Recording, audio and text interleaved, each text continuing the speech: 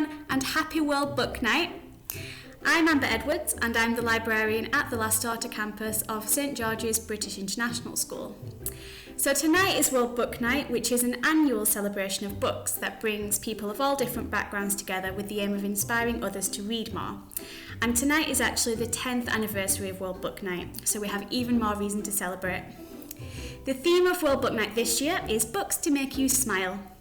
So some of our students across all three of the St George's sites have prepared short readings to share with you from books that have made them smile. Following their readings, 7 p.m. till 8 p.m, is the annual reading hour, where we want to see as many people as possible around the world reading together to celebrate World Book Night. But we especially want to see as many people from St George's reading together at the same time. So please do take the hour after this event to relax with your book and read. And I know it might be too late for the dragons to stay up, but I'm sure a bedtime story would work just as well. Please do take a photo of the book that you're reading and maybe take a book selfie or something and post it on the World Book Night Padlet telling us why the book makes you smile. And you can find a link to that Padlet in the description underneath the YouTube video. If you want to find out more about World Book Night, what it's about, who the sponsors are, which books they've selected for this year, you can visit their website at www.worldbooknight.org.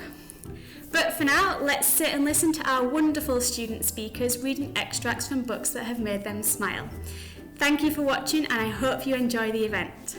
Hi, my name's Angelica and I'm 7 years old. I'm in Year 2G. The title of my book is Little Rabbit Foo-Foo. Michael Rosen and Arthur Robbins. I like this book. I laugh about this book because every time I think about it, it makes me laugh. Little rabbit foo-foo riding through the forest, scooping up the field mice and bopping them on the head. Down comes the good fairy and said, Little rabbit foo-foo, I don't like your attitude, scooping up the field mice and bopping them on the head. I'm going to give you 3 chances to change. And if you don't, I'm going to turn you into a goonie. Little rabbit foo-foo riding through the forest, scooping up the wiggly worms and bopping them on the head. Down comes the good fairy and said, Little rabbit foo-foo, I don't like your attitude, scooping up the wiggly worms and bopping them on the head. You've got 2 chances left, 2 chances to change. And if you don't, I'm going to turn you into a goonie. Little rabbit foo-foo riding through the forest, scooping up the tigers and bopping them on the head.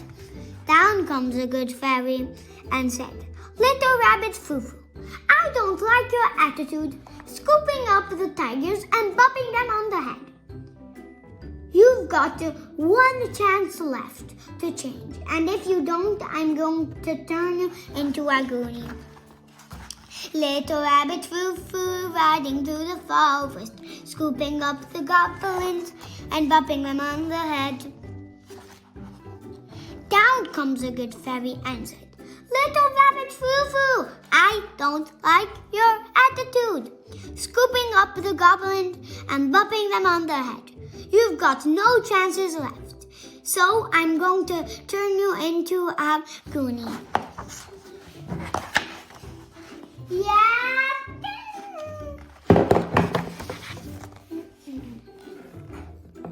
My name is Alec Renaldin, Year 4M City Center, and I'm reading Matilda by Roald Dahl and illustrated by Quentin Blake. This chapter is called The Hats and Their Superglue. The following morning, just before the father left for his beastly second-hand car garage, Matilda slipped into the cloakroom and got hold of the hat he wore each day to work. She had to stand on her toes and reach up as high as she could with the walking stick in order to hold the hat off the peg, and even then she only just made it. The hat itself was one of those flat-topped pork pie jobs with a jay's feather stuck in the hatband, and Mr. Wormwood was very proud of it. He thought would give him a rakish, daring look, especially when he wore it in an angle with his loud checked jacket and green tie. Matilda, holding the hat in one hand and a thin tube of superglue in the other, proceeded to squeeze a line of superglue very neatly all round the inside rim of the hat. Then she carefully hooked the hat back onto the peg with the walking stick. She timed this operation very carefully, applying the glue just as her father was getting up from breakfast table. Mr. Wormwood didn't notice anything when he put the hat on, but when he arrived at the garage, he couldn't get it off. Superglue is very powerful stuff, so powerful if you take your skin off if you pull it too hard. Mr. Wormwood didn't want to be scalped, so he had to keep the hat on his head the whole day long, even when putting sawdust in jar boxes and fiddling with millions of cards with his electric drill. In an effort to save face, he adopted a casual attitude, hoping that his staff would think that he actually meant to keep his hat off all day long for the heck of it, like gangsters do in films. When he got home that evening, he's still gonna get the hat off. "Don't be silly," his wife said. "Come here, I'll take it off you." She gave the hat a sharp yank. Mr. Wormwood let out a yell and rattled the window panes. "Ow, ow!" he screamed. "Don't do that, let go. You'll take half the skin off my forehead." Matilda, nestling in her usual chair, was watching this performance over the rim of her book with some interest.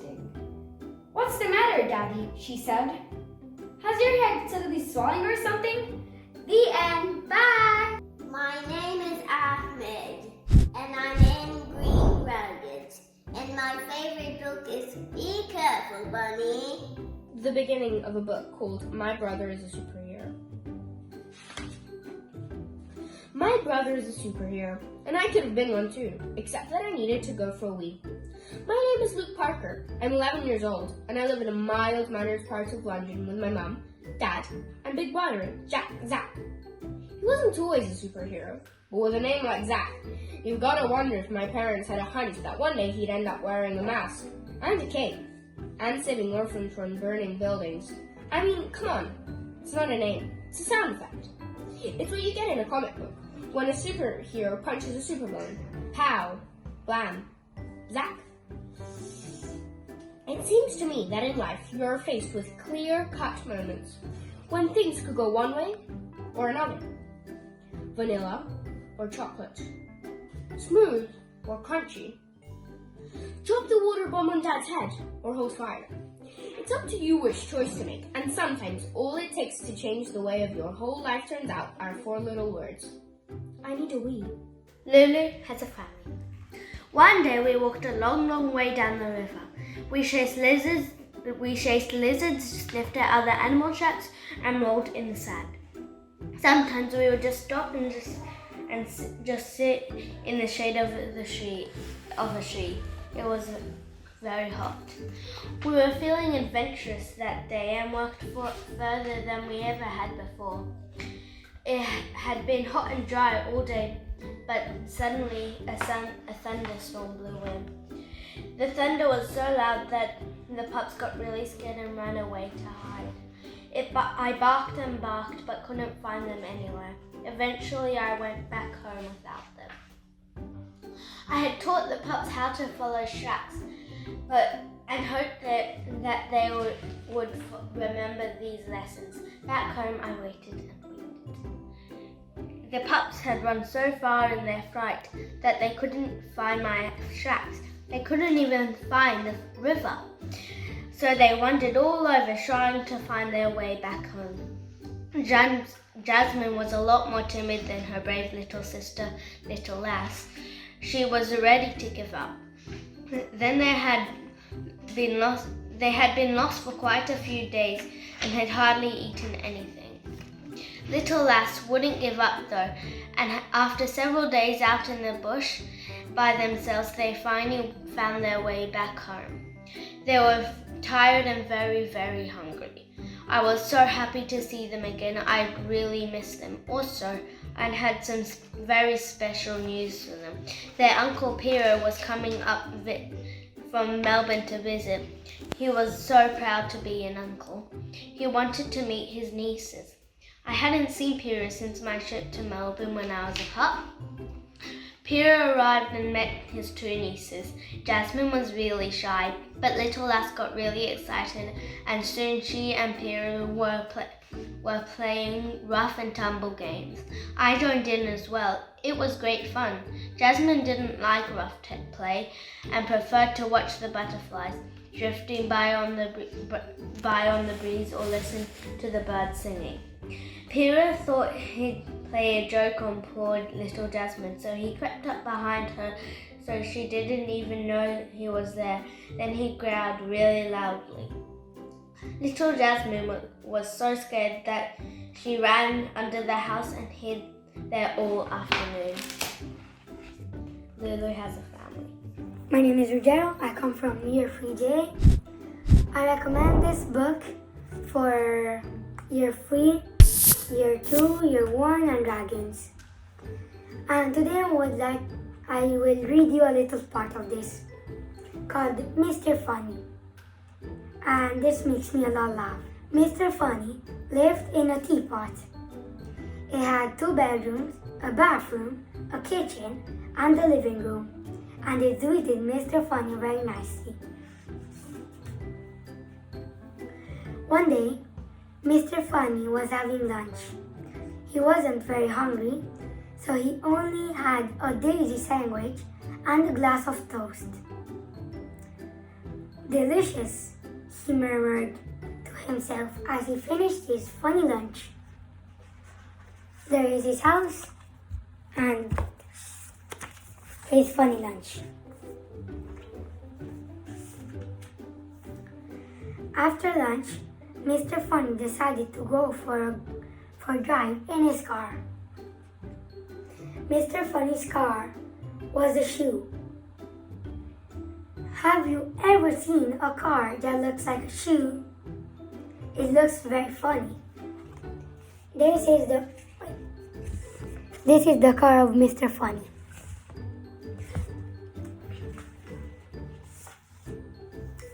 As he drove along, everybody who saw him laughed to see such a funny sight.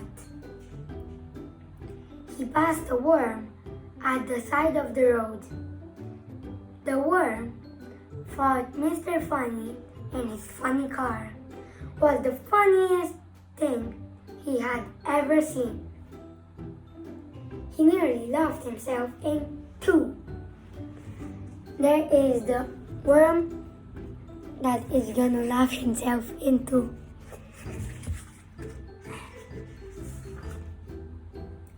He passed a pig in a field.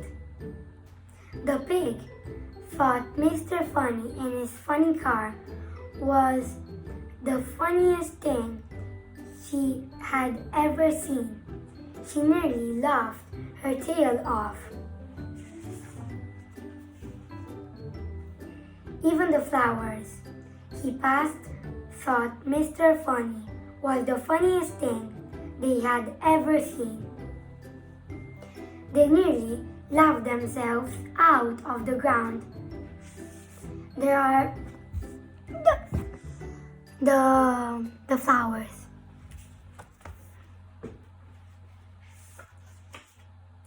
Eventually, Mr. Funny came to some crossroads.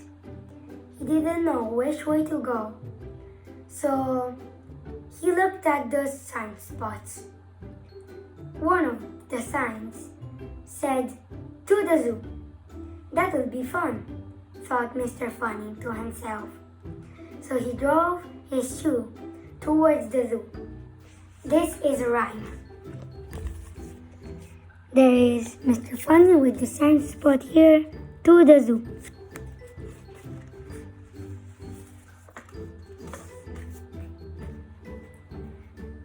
When he arrived at the gate of the zoo, he stopped. It was closed. "I'm sorry," said the zookeeper. "We've had to close the zoo because the animals have colds and they're feeling very sorry for themselves." "Oh dear," said Mr. Funny. Then he thought, "Perhaps I can help to cheer them up, he said. Well, said the zookeeper, it's worth a try, and he opened the gate. This is a passage from the beginning of Anne of Green Gables. Dreams don't often come true, do they? Wouldn't it be nice if they did? But just now, I feel pretty nearly perfectly happy. I can't feel exactly perfectly happy because, well, what colour would you call this? She twitched one of her long glossy braids over her thin shoulder and held it up before Matthew's eyes. Matthew was not used to deciding on the tints of ladies' tresses, but in this case, that couldn't be much doubt. It's red, ain't it? He said. The girl let the braid drop back with a sigh that seemed to come from her very toes and to exhale forth all the sorrows of the ages. Yes, it's red, she said resignedly. Now you see why I can't be perfectly happy. Nobody could who had red hair. I don't mind the other things so much. The freckles and the green eyes and my skinniness. I can imagine them all away. I can imagine that I have a beautiful rose leaf complexion and lovely starry violet eyes. But I cannot imagine that red hair away. I do my best. I think to myself, now my hair is glorious black, black as the raven's wing. But all the time, I know it is just plain red, and it breaks my heart. It will be my lifelong sorrow. Hello, my name is Oliver, and I'm in Year 4T. Today, I'm going to be reading How to Train Your Dragon. The Thursday celebrations were a truly spectacular occasion. The hairy hooligans, fierce rivals, the meatheads, from the nearby Meathead Island, sailed across the inner ocean of the Isle of Burke. This is the great gathering. The visitors set up camp in Black Heart Bay, which turned overnight from an empty desert of echoing seagulls into a bustling village of tents made out of sails to patch to be used to sea anymore. By the next morning, the long beach was packed with stalls and jugglers and fortune tellers. There was a happy confusion of Vikings spotting old friends, the practicing their sword play, and yelling at the children to stop hitting each other right now. For Thor's sake, no, I really mean it. This time or else.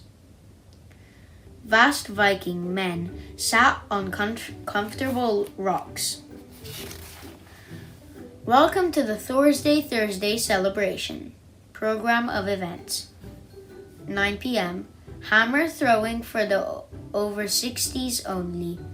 Meet up at the Maroons Rock with your own hammer or somebody else's. Hard hats essential for spectators. 10:30. How many gull's eggs can you eat in 1 minute? Baby Bum, the beer belly, is the defting champion in this hotly contest competition. 11:30. Ugliest baby contest. 12:30. Axe fighting display. Admire the delicate art of fighting with axes. 2 p.m. Young heroes final initiation test. Watch tomorrow's Viking heroes as they complete whose dragon will be the most obedient and whose will catch the most fish. Blood, teeth, loud yelling. This sport has everything. 3:30. Grand raffle and closing ceremony. Guffawing loudly like gigantic sea lions in a holiday mood. Impressively large Viking women huddled in groups, crackling like seagulls and downing whole mugs of tea in one shallow.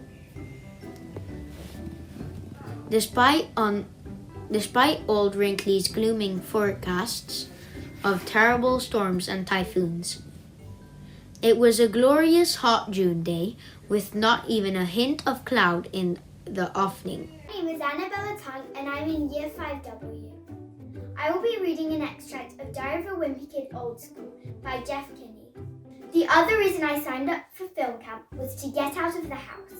Ever since we got a pet pig, it hasn't been a lot of fun being home, especially not at dinner. For the record, I think it's a terrible idea letting the pig eat at the table because it already thinks it's a human being. And the last thing we need is for it to think it's on equal footing with the rest of us. Right after we got the pig, Mum thought it would be fun to teach it some tricks. So she would give the pig a cookie when it stood on its hind legs. But the pig learned to walk like that, and it hasn't been on all fours ever since. To make matters worse, my little brother Manny put a pair of shorts on the pig, so now it's like we're living in the house with a Disney character. Mum used to take the pig outside, but after it started walking upright, it decided it was too good for a leash. Mum was worried that if the pig ran off, we'd never find it, so she got a collar with one of those GPS tracking chips in it. But every time Mum put the collar on the pig, within 5 minutes it would be back off. And don't even ask me how the pig did that, since pigs don't even have thumbs. So now the pig just comes and goes as it pleases, and who knows where it spends its time. What really stinks is that I have a curfew and the pig doesn't.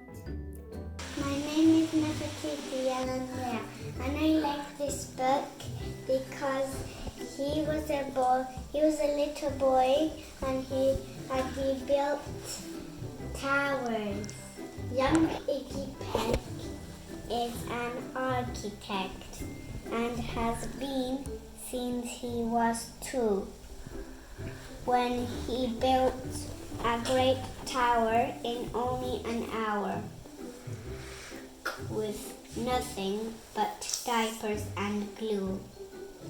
Good gracious, Ignatius, his mother explained. That's the coolest thing I'd ever seen. But her smile faded fast as a light wind blew past, and she realized those diapers weren't clean. Ignatius, my son, what on earth have you done? That's disgusting and nasty. It stinks.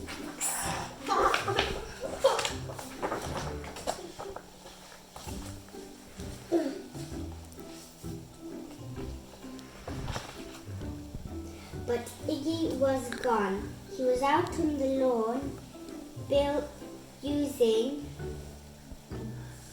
dirt clots to build a great sphinx.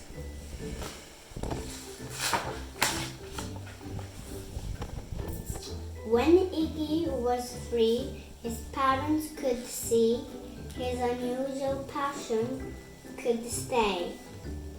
He built churches and chapels from peaches and apples, and templates from modeling clay. Hello, this is a book that makes me smile. It's called Everything Everything by Nicola Yoon. I will be reading the first chapter. SCID row. My disease is a rare, and it is famous. It's a form of severe combined immunodeficiency, but you know it as bubble baby disease. Basically, I'm allergic to the world. Anything can trigger a bout of sickness. It could be the chemicals in the cleaner used to wipe the table that I just touched. It could be someone's perfume. It could be the exotic spice in the food I just ate. It could be one or all, or none of these things, or something else entirely. No one knows the triggers, but everyone knows the consequences. According to my mom, I almost died as an infant, and so I stay on SCID row. I don't leave my house, have not left my house in 17 years. This is the daily health vlog.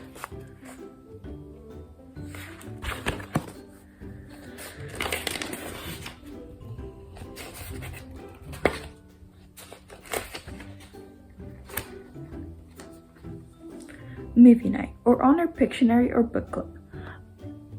My mom asks why I'm inflating a blood pressure cuff around my arm. She doesn't mention her favorite of all our post-dinner activities, phonetic Scrabble. I look up to see that her eyes are already laughing at me. Phonetic, I say. She stops inflating the cuff. Ordinary Carla, my full-time nurse, would be taking my blood pressure and filling out my daily health log, but my mom's given her the day off. It's my birthday, and we always spend the day together, just the two of us. She puts on her stethoscope so that she can listen to my heartbeat. Her smile fades and is replaced by her most serious doctor's face. This is a face her patients most often see. Slightly distant, professional, and concerned. I wonder if they find it comforting. Impulsively, I give her a quick kiss on the forehead to remind her that it's just me, her favorite patient, her daughter. She opens her eyes, smiles, and caresses my cheek. I guess if you're going to be born with an illness that requires constant care, then it's good to have your mom as your doctor. A few seconds later, she gives me her best "I'm the doctor and I'm afraid I have some bad news for you" face. It's your big day. Why don't we play something you have an actual chance of winning? Honor Pictionary? Since regular Pictionary can't be played with two people, we invented Honor Pictionary. One person draws and the other person is on her honor to make her best guess. If you guess correctly, the other person scores. I narrow my eyes at her. We're playing phonetic.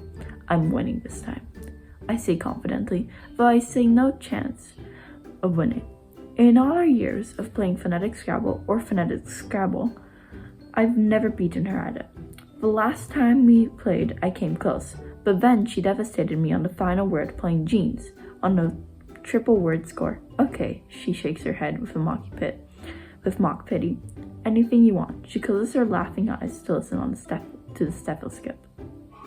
Hello, my name is Kira, and I'm going to be reading Unlikely Friendships, the dog edition. So, I'm going to be reading The Rottweiler and the Pup. Here, you can see the pup. So, okay. The birth of the wolf was totally unexpected. Staff at the Kisma Preserve in Mount Desert, Maine, thought the young adult pair too young to breed, so they weren't watching for a pregnancy. But then, out came a pup, born to a mother not yet mature enough to understand her role as parent. There was no aggression, says the preserve's director, Heather Gearson, but she has no material instinct whatsoever. She just didn't know what to do with it. Staff members at the preserve were used to bringing work home with them. In this case, Heather decided to offer her house to rear the baby animal, a helpless bundle with eyes still tightly shut.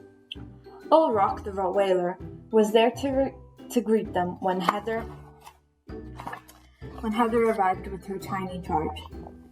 Right from the beginning, he took excessive interest, Heather says. I misinterpreted it at first, thinking he might get overly rough. Plus, he's huge and young and clumsy, and might have hurt her by mistake, but he didn't. Instead, he was amazingly maternal. When the puppy whimpered, he wanted to clean her top to butt, normally the mother's job. Ulrock simply took over. If he could have nursed her, he would have. The wolf was completely responsive to the Rotty's overtures, happy for the attention, and after realizing Ulrock wasn't content unless the pup was within licking reach, Heather let them share a bed so they could cuddle. The still awkward pup tried to play with the big dog, and even licked Ulrock's mouth and chewed his tongue to try to get him to regurgitate food, as the wolves do in the wild. He neutralized her with his paw if she got too excited, but Ulrock was so patient with her. Here there's, age-old herders. The Rottweiler, which originated in Germany, is one of the oldest herding breeds, dating back to the Roman Empire when the animals helped herd cattle for the Roman legion. Wow, that's a fun fact, by the way. So, the pup's wolf-like ways showed at mealtime as well. When it comes to food, wolves and well-fed domestic dogs are very different animals. Not so much in what they like to eat, but in the lengths to which they'll go to protect their lunch.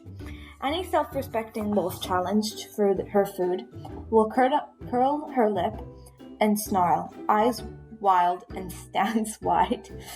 The pup did the same, and Ulrich respected her space. Here was this 5-pound pup growling at his 120-pound dog, and he just back off and let her eat, says Heather. People think that if you raise a wolf in captivity, it will be like a pet dog. That's not true. They are hardwired in different ways.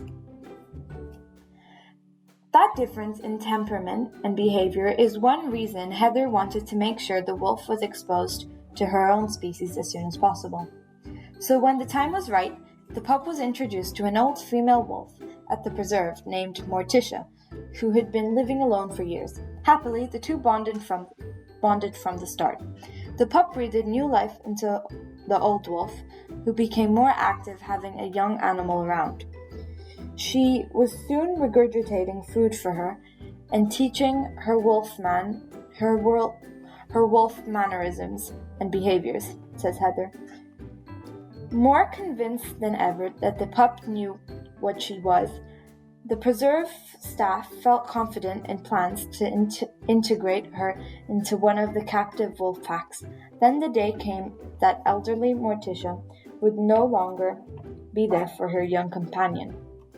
As for Ulrich, whose breed is known for its herding and guarding instincts, he's now offered his parenting services to numerous animals at the facility, including tiger cubs, a baby gibbon, and even an injured leopard tortoise. What's that? He really is the peace, love, and happiness Rottweiler in the world, says Heather. He was just destined for this life. See, there's a little Rottweiler. Okay, so thank you for listening. I hope you enjoyed the book. This is a book that makes me smile because I just think it's amazing that animals can be so they're amazing. Okay. Hi, I'm Giacomo Pablo Pozza, Year 5G. For this book tonight, I chose this fiction book, Rowdy Jefferson's Awesome Friendly Adventure by Jeff Kinney. The story is a fun and chaotic, energetic play. I really liked this best-selling book for all the funny and weird stuff that happened. I recommend this book for readers 8+. In my opinion, it's also a really good choice for adults and children who want to enlarge their vocabulary. I'm going to read to you chapter 2. Even though Ronald felt pretty brave wearing Bampi's armor, he was still kind of scared to leave his village all by himself. So Ronald went to see if his friend Garg the barbarian wanted to come with him. Ronald met Garg when they were both little kids, and ever since then they have been best friends. Since Garg was a barbarian, he was always using his muscles to smash things. And that's why Ronald's parents didn't let Garg come over to their house for sleepovers. Garg's parents didn't make him read books or play the flute, so mostly Garg just worked out in his garage, and sometimes Ronald worked out with him. Since Garg didn't read a lot of books, he didn't know that many words, but Ronald always understood him anyway. Garg hungry. Garg happy. Ronald told Garg that the White Dwarf kidnapped his mom and that he needed some help rescuing her. And Garg didn't even ask his parents for permission to go because they never really cared what he did anyway. But before Ronald and Garg could leave for the trip, they needed to get some village shop and get some supplies. Ronald used his allowance to buy a bunch of food and torches and camping stuff. Then Garg picked out some things he wanted to bring on the trip. Ronald asked Garg to chip in, but as usual, Garg didn't have any money. The guy at the shop said Garg was going to need some armor if they were going on a dangerous journey, but Ronald explained that Garg didn't wear lots of clothes because he likes to show off his muscles. Ronald used his last gold coins to pay for a map of the world outside the village. And even though Ronald was nervous about leaving the village, he'd lived in his whole life. He was pretty excited too. Hello, I am Sebastian from Year 10. The book that makes me smile is Charlie and the Chocolate Factory by Roald Dahl.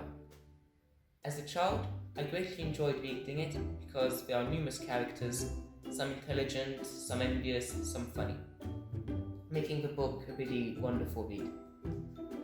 The extract is from Chapter 11, The Miracle. Charlie Bucket, a boy from a poor background, is going to go into a shop. There is only one golden ticket left to have a one-day visit at Willy Wonka's chocolate factory.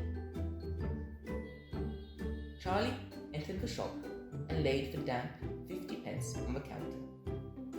"One Wonka's Whipple Scrumptious Fudge Mallow Delight," he said, remembering how much he had loved the one he had had on his birthday. The man behind the counter looked fat and well-fed. He had big lips and fat cheeks and a very fat neck.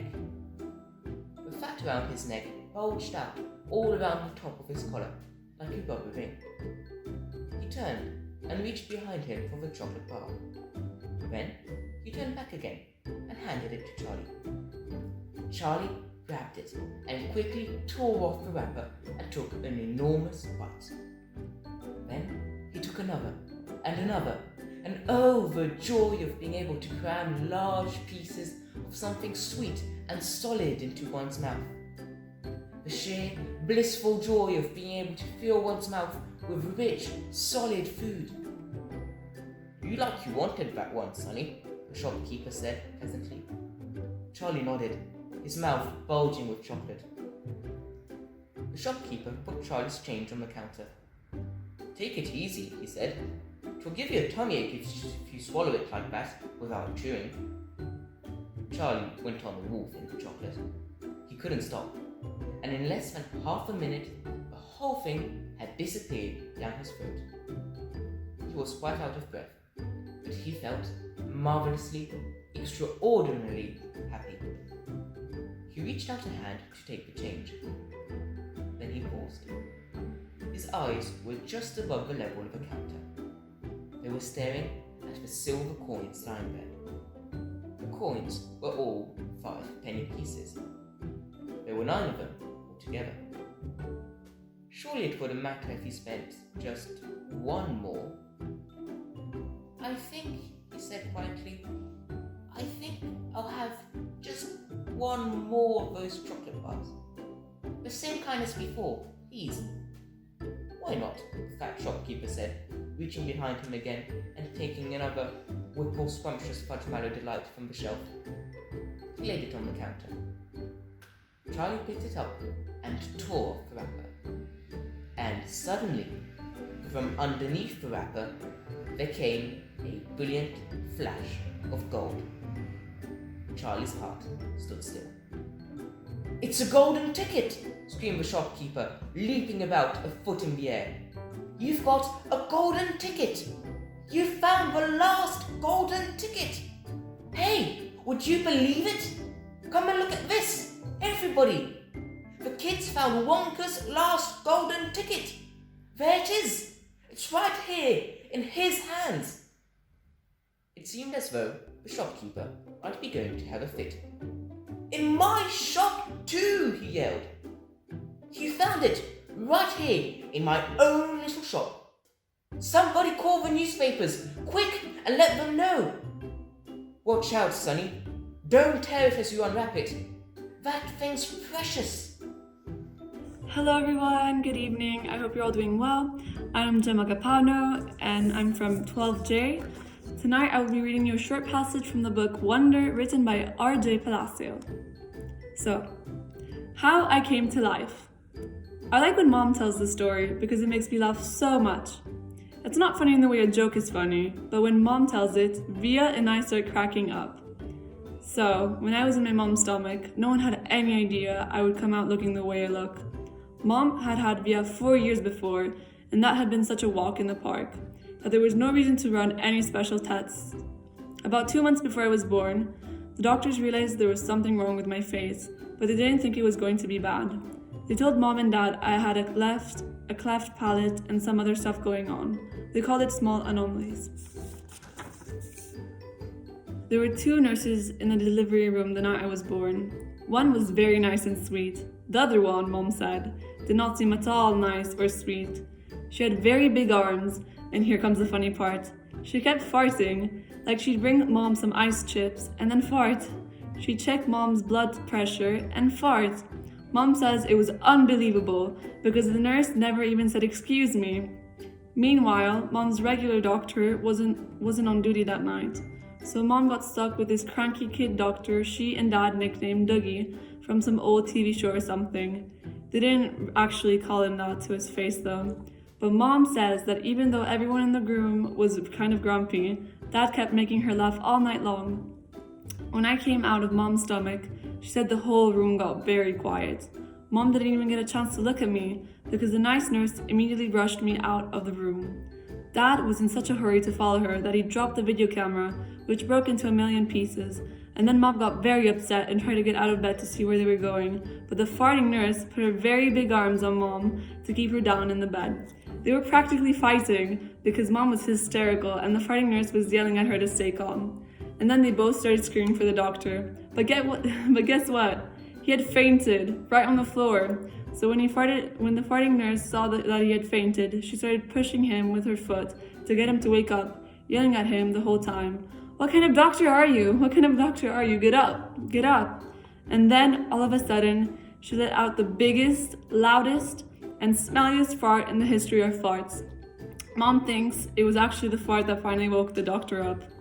Anyways, when Mom tells the story, she acts out all the parts, including the farting noises, and it is so funny.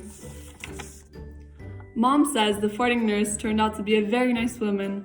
She stayed with Mom the whole time, didn't leave her side even after Dad came back, and the doctors told them how sick I was. Mom remembers exactly what the nurse whispered in her ear when the doctor told her that I probably wouldn't live through the night. Everyone born of God overcometh the world. And the next day, after I'd lived through the night, it was that nurse who held my mom's hand when they brought her to meet me for the first time. Mom says by then they had told her all about me. She had been preparing herself for the seeing of me, but she says that when she looked down into my tiny mushed up face for the very first time, all she could see was how pretty my eyes were. So this short passage was a funny extract from the beginning of this book on page 6. However, the themes and the hidden messages of the book are the true reasons why this book, Wonder, makes me smile overall. I first read this book when I was in year 6, and it will forever be one of my favorite books as it stands near my heart. This lovely novel has taught me lots of different life lessons that to this day I still follow. I highly recommend this book for anyone who is up for a beautiful journey of the life of a 13-year-old boy called Augie. Thank you for your time. Hello, I'm Misha from Year 4M, and I'm going to read you Cows in Action and the Wild West Moonster by Steve Cole, creator of Astrosaurus. This book makes me smile because the main characters are always in a good mood, even if they fall into a very difficult situation. I'm going to read you chapter 1. A Wild Mission. It was another sleepy sunny day on Farmer Barmer's organic farm. Pat Vine, a young bullcock, was sitting in a field with his sister Little Boo. Most farmyard animals would be content to chew the grass and laze in the sunshine. Pat and Boo were not most farmyard animals. Strike, Pat cried, knocking over 10 twigs with a single old tennis ball. Hey Boo, I beat myself at 10, been bowling again. Why not let me beat you with my hooves? Boo suggested, chopping on her bubble gum while she painted her udder bright red. I could always use some punching practice. Pat rolled his eyes. His sister only cared about fashion and fighting. But Pat preferred puzzles and working things out. They both belonged to a rare breed of cow called the MC Squares, who were just as smart as humans. "Hey, you two," came a friendly voice close by. Pat turned to find a large bull with a red and white coat jumping over the fence with a screwdriver in one hoof and a small gadget in another. A pair of glasses preached on inquisitivity nose and gave them both a massive grin. It was Professor Angus McMoo, the cleverest MC Square of all, inventor, genius, and tea-drinking hero extraordinary. Pat beamed back. "Hello, Professor. What are you up to?" "Say cheese," said McMoo. "Cheese," said Pat instantly. "Why?" grumped Taboo and blowing a gum bubble. "Because I've just invented a micro camera that prints full-size pictures and I want to test it." McMoo held up his small silver gadget. "So come on, say cheese." Suddenly a terrible noise howled through the air like a giant rhino with a loudspeaker stuck in his throat. "Yee-haw!" McMoo rode and lowered his camera. "That sounds nothing like cheese." Little Boo leaped in the air, splattering Pat with red paint as she did so. "What was that?" "Uh-oh," Pat turned up his nose as a large saggy figure appeared over the hillside. "It's Bessie Barmer." McMoo lowered his camera. "I'm certainly not taking a picture. It might crack the lens." Bessie the farmer's wife was horrid. She hated all the animals. She couldn't wait to send them off to the butchers, but today her full face was twisted in a gruesome gap. Tooth grinned and earth shook as she performed the stage dance. That's it. Thank you so much.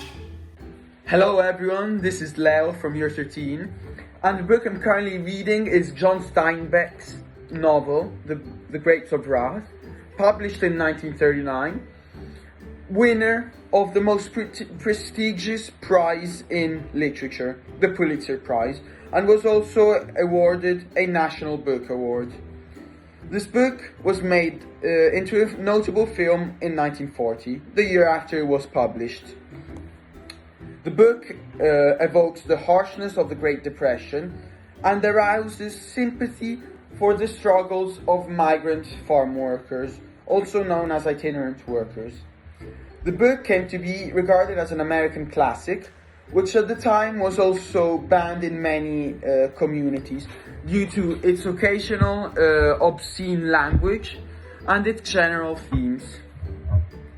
So the narrative traces the migration of an Oklahoma Dust Bowl family, the Joad family, to California, and describes their subsequent hardships. So Tom Joad is the protagonist of the novel, who is also a newly released from prison after serving a sentence for manslaughter. My favorite quotation from this book, except from the obvious poetic descriptions also regarded as Steinbeck's strengths in literature, are the following. There ain't no sin and there ain't no virtue, they're just stuff people do. And the next one is the following. I'm just pain covered with skin. So I highly recommend this book, and if you read it, I hope you will enjoy it. Thank you very much and have a nice day. So that's all from our student speakers tonight. I'm sure you'll agree they've done a wonderful job. I hope you enjoyed listening to them, and above all, I hope it's inspired you to read some more for yourselves. And there's no time like the present, because now we have our reading hour. So make sure you find a book that makes you smile, and don't forget to tell us what you've been reading and why it makes you smile on the Padlet, which is in the description underneath the video. Thank you so much to all our amazing speakers, and thank you to everybody for watching, and I hope you have a lovely World Book Night. See you next year.